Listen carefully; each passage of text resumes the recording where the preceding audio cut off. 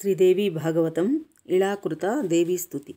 ఇళాదేవి సుద్యుమ్నుడు భక్తి ప్రపత్తులతో నమస్కరించి జగదంబకును స్తుతించింది. దివ్యం చ దేవి భగవతి ప్రదితం స్వరూపం దృష్టం మయా సకలలోక హితాసురూపం వందే త్వం దంఘ్రికమలం సురసంఘ్య సేవ్యం కామప్రదం జననీ చాపి విముక్తింద చ.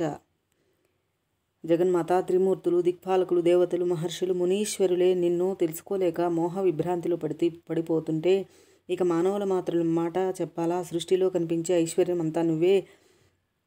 లక్ష్మీదేవిగా విష్ణుమూర్తికి నీ సాత్విక రూపంతో మాత్రమే తెలుసు. సరస్వతీదేవికి బ్రహ్మకు నీ రాజస రూపం మాత్రమే తెలుసు. పార్వతీదేవికి శివుడికి నీ తామస రూపం మాత్రమే తెలుసు. కానీ నిర్గుణతత్వం ఎవ్వరికీ తెలియదు. జానాతి విష్ణురమిత ద్యుతిరంభ సాక్షాత్ త్వాం సాత్వికీ ముదదిజాం సకలార్థదాం చ. పురూరవుడు ఉన్నపడాన అలా నగ్నంగానే ఆ కారు చీకట్లో బయలుదేరాడు. వెంటనే గంధర్వులు 2 మెరుపులు మెరిపించారు.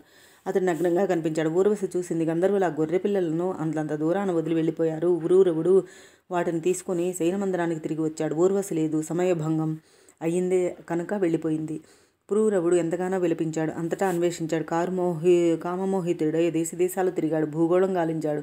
ఎట్టకేలకు కురుక్షేత్రంలో ఊర్వశి కనిపించింది. ముఖం విప్పారింది. కన్నులు మెరిశాయి. ప్రియా ఆగు, నన్ను విడిచిపోవడం దారుణం. ఏమి అపరాధం చేశానని తనువు మనసు అన్నీ నీకే, నీ ఒక్కతికే సమర్పించానే.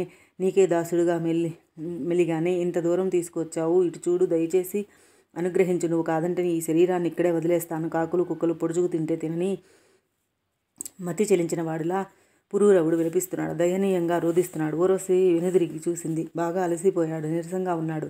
నృపశార్ధులా, ఎంత అమాయకుడివయ్యా! లోకజ్ఞానం బొత్తిగా తెలియదనుకుంటాను. పోయాయి నీ తెలివితేటలన్నీ. స్త్రీలకు ఎవరితోనైనా నిజంగా సఖ్యం ఉంటుందా? తోడేళ్ళు, దొంగలు, నీలాంటి ప్రభువులు మాలాంటి స్త్రీలను మరీ ఇంతగా విశ్వసించకూడదు. వెళ్ళు, ఇంటికి వెళ్ళు. హాయిగా రాజ్యం ఏలుకో, సుఖాలు అనుభవించు.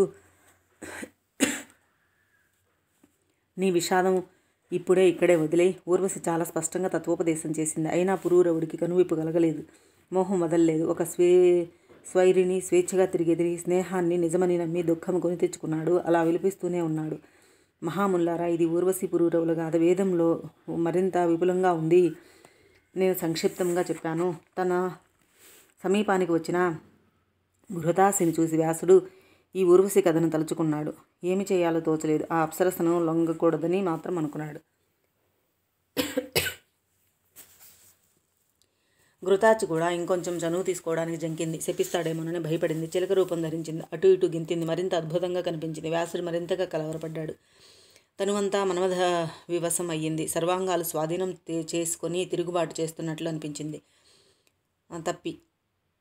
అయినా గొప్ప ధైర్యంతో మనసు చిక్కబట్టుకున్నాడు. నిలువరించుకోలేకపోతున్నాడు. గుండె జారిపోతుంది.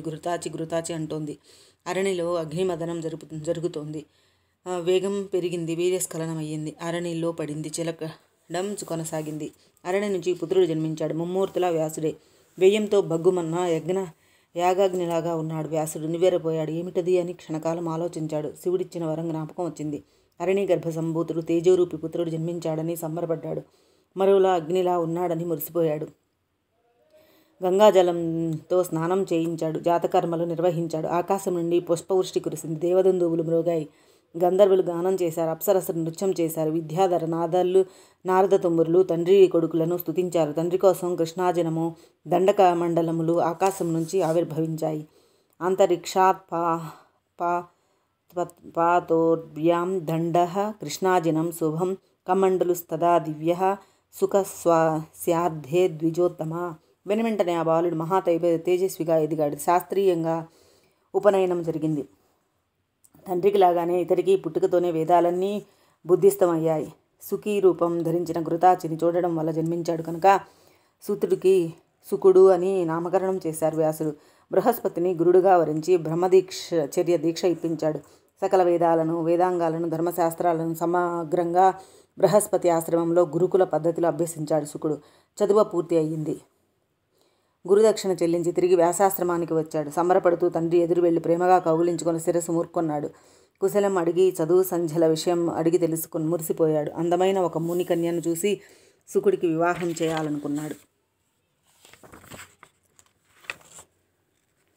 నగృహం బంధనాగారం బంధనే చ కారణం మనసా యో వినిర్ముక్తో గృహస్థోపి విముచ్యతే. న్యాయబద్ధంగా ధనం ఆర్జించి వేదోక్త విధులను ఆచరిస్తూ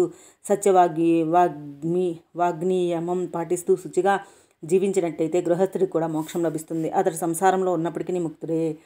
బ్రహ్మచారి, వానప్రస్థుడు, సన్యాసి 3 ఆశ్రమాల వాళ్ళు మధ్యాహ్నం అయ్యేసరికి గృహస్థుడిని ఆశ్రయిస్తారు.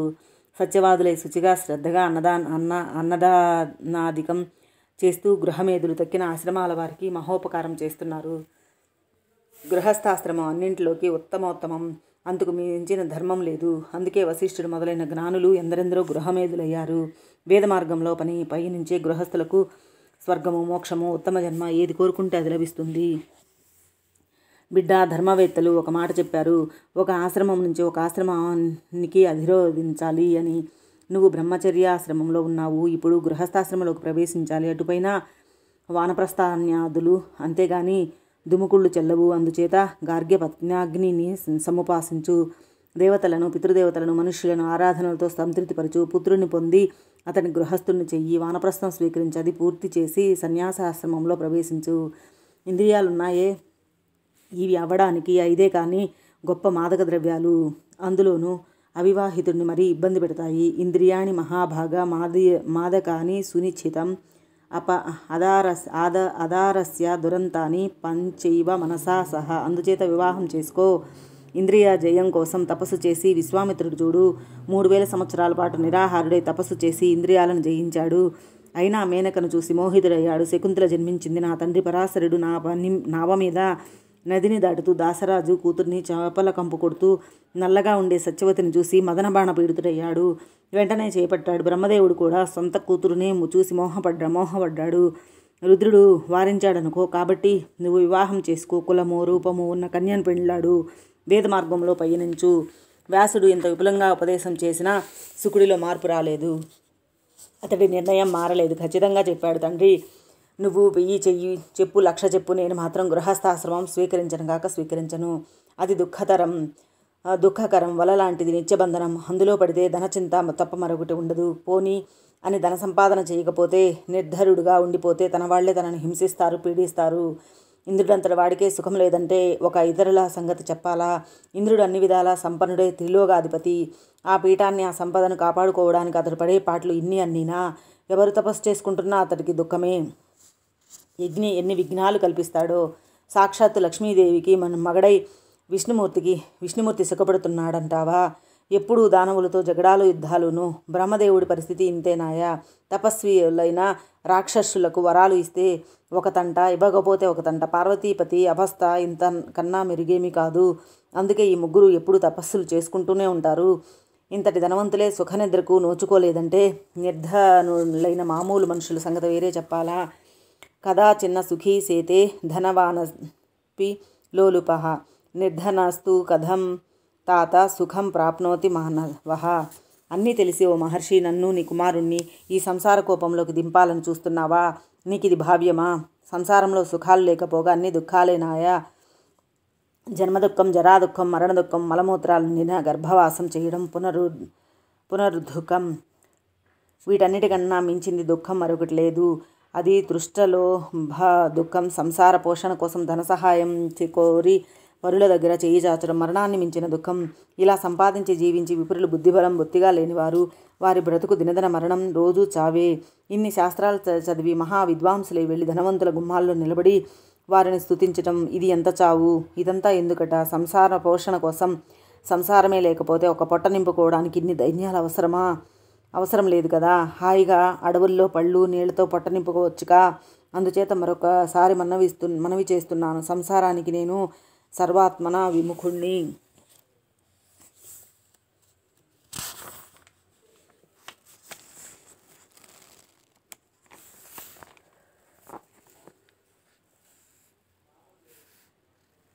కనువిందు చేసింది. ఆమె చుట్టూ ఆమె అంశతో ఆమెలాగా ఉన్న చెలికెత్తలు ఉన్నారు. రతి, భూమి, బుద్ధి, మతి, కీర్తి, స్మృతి, ధృతి, శ్రద్ధ, మేధ, స్వద, స్వాహ, క్షుధ, నిద్ర, దయ, గతి, తుష్టి, పుష్టి, క్షమ, లజ్జ, జృంభ, తంద్రాశక్తులు విడివిడిగా ఆమెను పరివేష్టించి ఉన్నారు. అందరూ ఆయుధాలు ధరించారు. సువర్ణ భూషణాలు దగదగలాడుతున్నాయి. మెడల్లో ముత్యాల మండలు మందార మాలికలు ప్రకాశిస్తున్నాయి. బాలముకుందుడు అందరిని చూశాడు, ఆశ్చర్యపోయాడు. వీరంతా ఎవరు? ఎక్కడి నుంచి వచ్చారు? నేను ఈ వటవృక్షం మీదకి ఎలా వచ్చాను? ఎవరు తెచ్చారు? శిశువును చేసింది ఎవరు?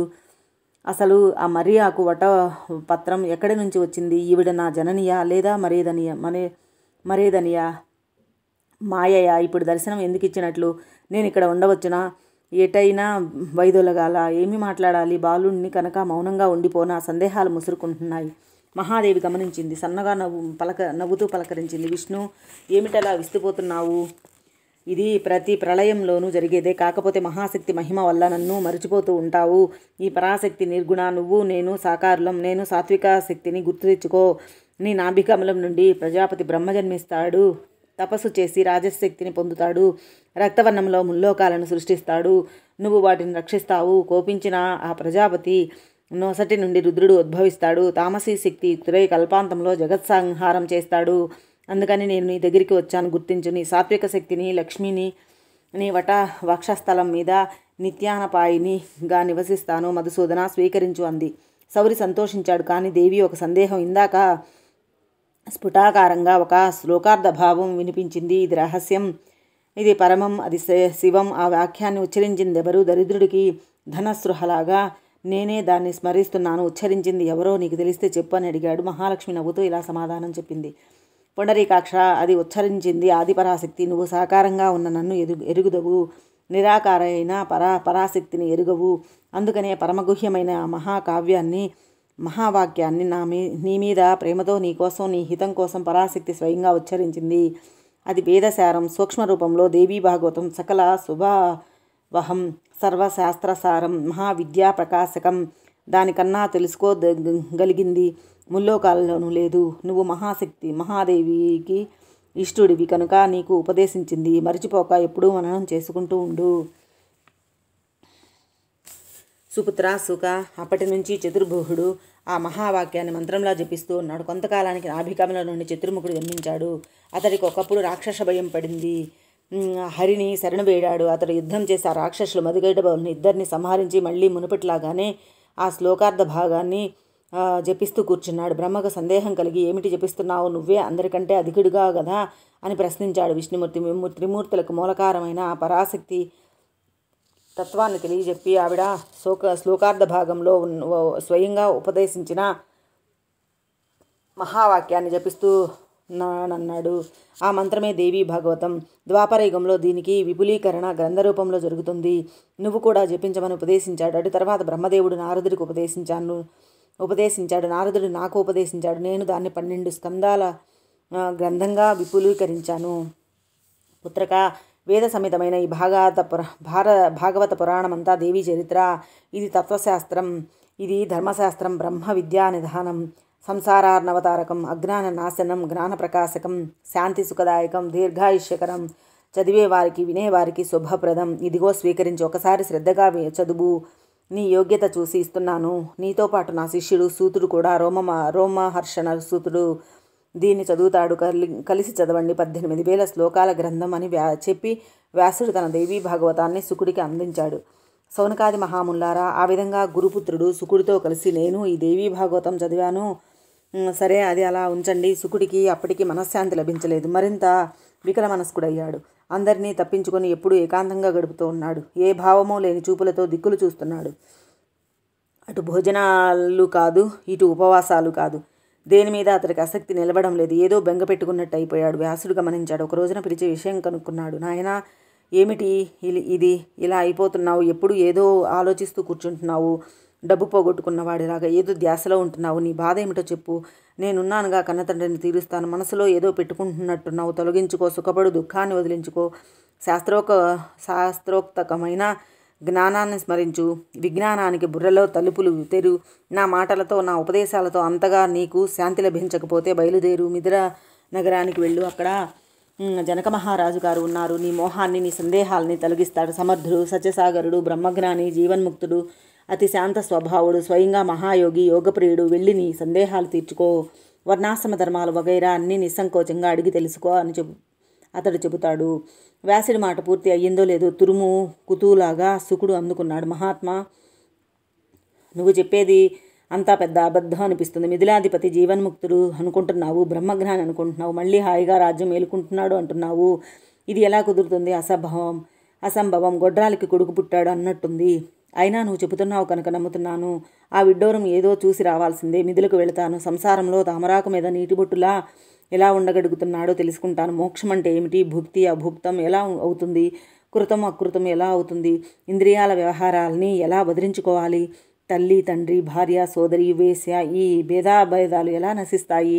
వీటి నుంచి విడమర ఎలాగా? రకరకాల రుచులు, శీతోష్ణాలు, సుఖదుఖాలు, వీటి పరిజ్ఞానం ఎలా కలుగుతుంది? ముక్తత్వ లక్షణం ఏమిటి?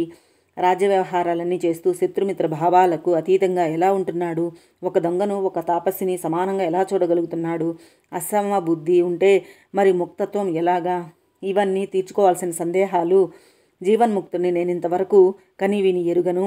సంసారంలో ఉండి ముక్తుడుగా గడపటం ఇప్పటికీ నాకు అనుమానమే. కుతూహలం పెరుగుతోంది. కనీసం ఈ సందేహ నివృత్తి కోసమైనా మిథులకు వెళతాను. సుఖమహర్షి మిథిలా యాత్ర. సౌనకాది మహాముల్లారా, ప్రయాణానికి నిర్ణయించుకుని శుకుడు తండ్రి పాదాలకు సాగిలపడ్డాడు. లేచి దోయిలించి నిలబడ్డాడు. మహానుభావ, అనుమతించు. నీ మాట నాకు శిరోధార్యం.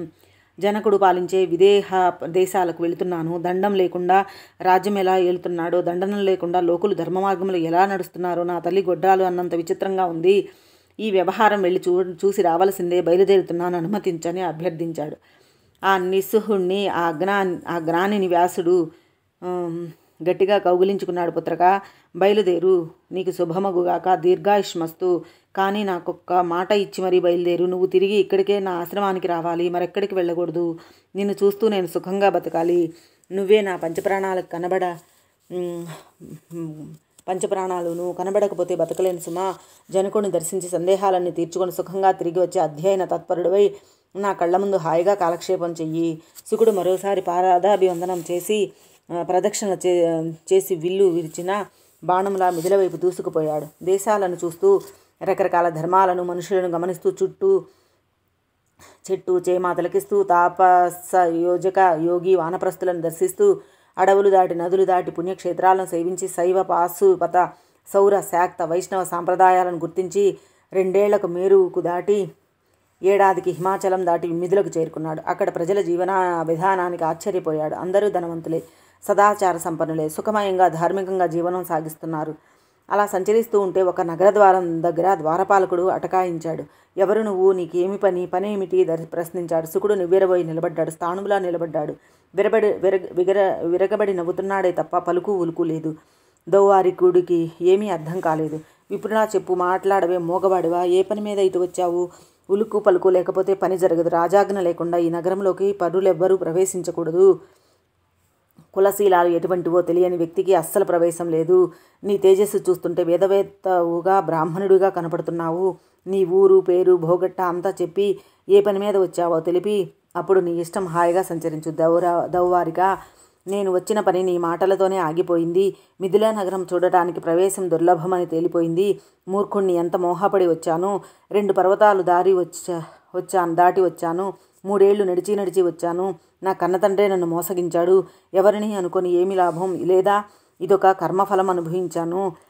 సాధారణంగా ధనాశ ఉన్నవాళ్ళు ఇలా రాజదర్శనాల కోసం తిరుగుతారు. కానీ నాకు అలాంటి ఆశ ఏదీ లేదు. కేవలం భ్రమపడి వచ్చాను. ఆశలు లేని వాడికి అంతా సుఖమే. అయినా మోహసాగరంలో మునిగాను. ఎప్పుడు మేరువు, ఎక్కడి మిథిల? కాలినడకను వచ్చానా? ఇంతకీ ఫలితం ఏమిటి? విధివంచితుణ్ణి ప్రారబ్ధం అనుభవించక తప్పుతుందా? మన ప్రయత్నాలన్నీ దాన్ని బట్టే సాగుతాయి. ప్రారబ్ధం కిల భోక్తవ్యం. శుభం వాప్యదవా శుభం. ఉద్యమస్తద్దుసేద్ నిత్యం కారయత్యేవ సర్వదా. మిథిలా అంటూ ఎగురుకుంటూ వచ్చాను. ఇక్కడ ఒక తీర్థమా, ఒక వేదమా? విదేహుడు రాజు పట్టణంలోకి ప్రవేశం లేదు. శుకుడు ఇలా తనలో తానే కొంచెంసేపు మాట్లాడేసుకొని విరమించాడు. ఆ మాటల్లో అన్నీ విన్న ద్వారపాలకుడికి ఈ విషయం అర్థమయ్యింది. ఈయన ఎవరో బ్రాహ్మణోత్తముడని, జ్ఞాని అని తెలుసుకున్నాడు. చేతులు జోడించాడు. సంభాషణకు దిగాడు. ద్విజోత్తమ, క్షమించు.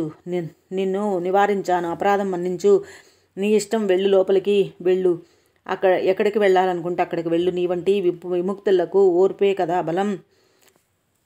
ద్వారపాలక, నువ్వు పరతంత్రుడివి, ఇందులో నీ తప్పేముంది? ప్రభు ఏది ఆజ్ఞాపిస్తే అది చెయ్యడమే కదా సేవకుల కర్తవ్యం. నిజానికి ఇందులో నీ ప్రభు తప్పు లేదు. వచ్చినవాడు చోరుడో శత్రువో తెలుసుకోవాలి కదా.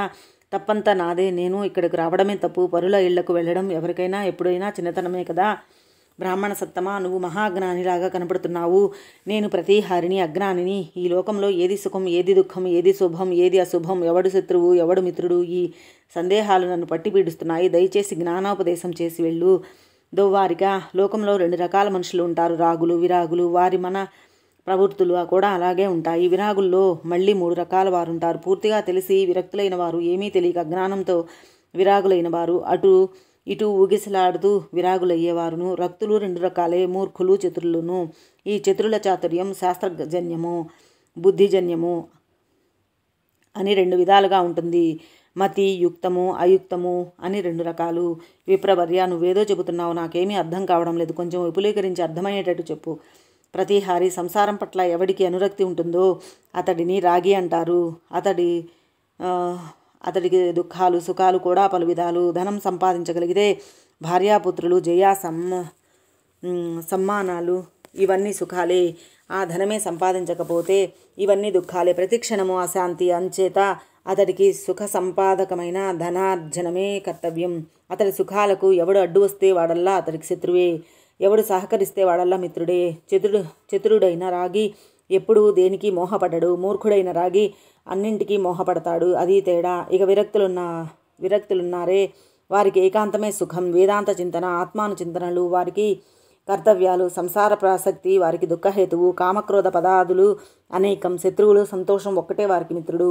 ఈ సంభాషణలతో ప్రతిహారి సంబరపడ్డాడు. శుకుడిని జ్ఞానిగా గుర్తించాడు. లోపలి కక్షలోకి ప్రవేశపెట్టాడు. అది అతి విశాలంగా, అతి మనోహరంగా ఉంది. నగర సౌందర్యం కనువిందు చేస్తోంది. రకరకాల విపణీ విధులు, బజార్లు, క్రయ విక్రయాలు జోరుగా సాగుతున్నాయి. కోలాహలంగా ఉంది. ఎటు చూసినా జనసమర్థం. కొనేవాళ్ళు, అమ్మేవాళ్ళు, రాగద్వేషాలు, కామక్రోధ లోభ మోహాలు, వాదాలు, అంతా డబ్బు డబ్బు. శుకుడు అన్నీ చూస్తూ నడిచి వెళుతున్నాడు. మహా తేజస్వి. ఇతడు మరొక భాస్కరుడా అనుకుంటున్నారు చూసిన వాళ్ళు. అలా వెళ్ళి రాజమందిరం చేరుకున్నాడు. అక్కడ మరో ద్వారపాలకుడు ఉన్నాడు. కర్రలా అడ్డుపడ్డాడు. శుకుడు టక్కున నిలబడిపోయాడు. మౌనంగా తన ధ్యానంలో తానుండి అలా నిలబడ్డాడు. ఎండ నీడ 2 ఒకటే తనకి స్థానువులా నిల్చున్నాడు. అంతలోకి ఒక మంత్రిగారు వచ్చి శుకుడికి నమస్కరించాడు. సాదరంగా లోపలికి ఆహ్వానించాడు. అది 2వ కక్ష. పూల తోటలతో ప్రశాంతంగా ఉంది. నిలువునా పుష్పించిన ఒక దివ్య వృక్షం శుకుడి మనసును ఆనందింపచేసింది. అమాత్యుల వారు అతిథి సత్క్రియలు జరిపారు. ఒక దివ్య భవనంలో విడిది చేయించారు. కామశాస్త్ర విశారదలైన వారవనితలను ఆడిపాడి అలరింప చెయ్యగల అందగత్తెలను అతడి సేవ కోసం నియమించి మంత్రిగారు సెలవు తీసుకున్నారు. వారవనితలు భక్తి శ్రద్ధలతో శుకుడికి సమర్చనలు జరిపారు. దేశకాలోచితంగా తినుబండారాలను అందించారు. అంతఃపుర ఉద్యానవనానికి తీసుకుని వెళ్ళారు. యువకుడు, అందగాడు, మృదుభాషి, తేజస్వి. శుకుడిని చూసి వారంతా కామమోహితులు అయ్యారు. కానీ జితేంద్రియుడైన మునీశ్వరుడు కదా అని కేవల భక్తితో పరిచర్యలు మాత్రం చేశారు. అరణీగర్భ సంబోధుడైన శుకుడి మనసు నిశ్చలంగానే ఉంది, నిర్మలంగానే ఉంది. వారి పట్ల మాతృభావన చేశాడు. వారిలో కొందరు నిలువరించుకోలేక కామవికారాలను ప్రదర్శించినా అతడిలో ఏ కదలిక కలగలేదు. హర్షించను లేదు, దర్శించను లేదు. కసురుకోవడం. ఆత్మారామో జితక్రోధో న హృష్యతి న తస్యతి పశ్యం తాసాం వికారాంస్తు స్వస్థ ఏవ స తద్ధివాన్. ఆ భవనంలో అతడి కోసం రమ్యమైన శయ్యను ఏర్పాటు చేశారు. అది సర్వాలంకార శోభితం. విలువైన దుప్పటి పరిచారు. రకరకాల సౌఖ్యాలకు అనువైన అమరికలు దానికి ఉన్నాయి. శుకుడు శుచి అయి జాగరూకుడై దర్భలు చేతిలో పట్టుకుని సాయం సంధ్యను ఉపదేశించాడు. ఒక జాము సేపు ధ్యానం చేసుకున్నట్టు పైని 2 జాములు హాయిగా నిద్రపోయాడు. 4వ జాములో లేచి కాసేపు ధ్యానం చేసి స్నానాదికం ముగించి ప్రాతఃసంధ్యను అర్చించి సముహిత చిత్తంతో మళ్ళీ ధ్యానంలోకి జారిపోయాడు. అప్పుడు మంత్రి పురోహిత సాహితుడైన జనక మహారాజు గురుపుత్రుని దర్శించుకోవడం కోసం ఆ భవనానికి వచ్చాడు. అతిథి పూజలు జరిపి ఒక పాడి ఆవును కాస్కగా సమర్పించాడు. ఉభయ కుశలోప ప్రసంగోపరి.